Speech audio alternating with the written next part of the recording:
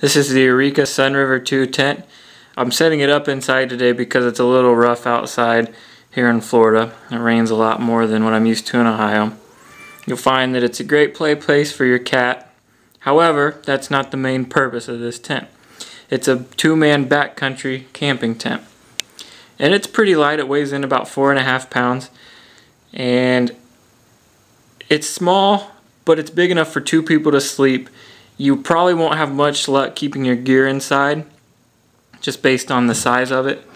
However, there is a little room out under this little canopy or vestibule here for a pack and maybe some of your shoes or anything that's not too big.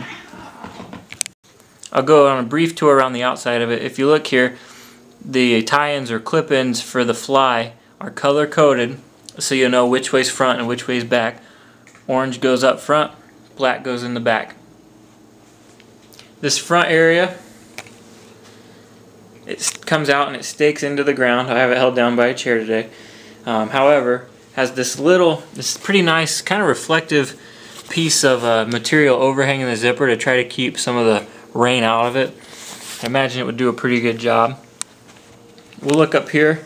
An extra little vent you can put in and out just to add some improved airflow to keep condensation from building up, dripping in your tent. But it seems to be pretty sturdy. I could see in a very windy condition, maybe if you don't have that Velcro in there pretty well, it'll pop out and might cause some more sound or whatnot. Maybe even be able to push some rain up in there. Just the back of the tent. Nothing super special. Nothing comes out the back.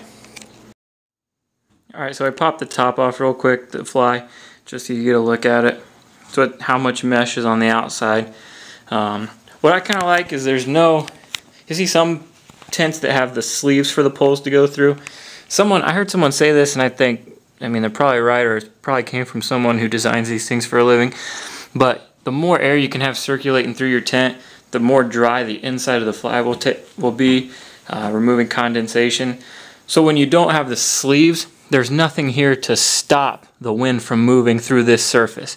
So it's not like the wind will come up and in from this side and then only deal with this panel or work its way through the mesh.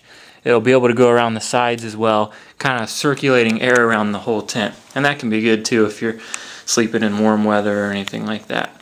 Packed up, it ends up measuring about 19 inches. So if you're worried about size of it, and don't let this bag fool you, let's just put it around the outside. There's a little extra room to even make it even smaller in circumference, so take a look, or you can just probably leave the bag at home, but you could run the risk of maybe getting your tent a little extra wet if you don't need to, if you get caught in the rain. Overall, I'd say the tent has 3.5 out of 5 stars. It's pretty easy to set up. There are some downside to it. I'd say the bottom, there's one seam that goes kind of along the middle of the tent. I can possibly see that being potential for leaking if you get in rainy conditions, but it does sort of have a bathtub design to it, so that only one seam is the only one you'll see down there, so there's not many other points for the water to leak through.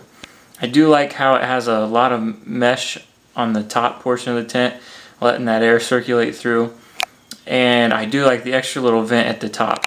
As long as you're not a minimalist camper where you shave off literally ounces for every trip, if you can get it away with the 4.5 pounds, maybe 4 pounds, 12 ounces, something like that, and handle that, it'll be fine.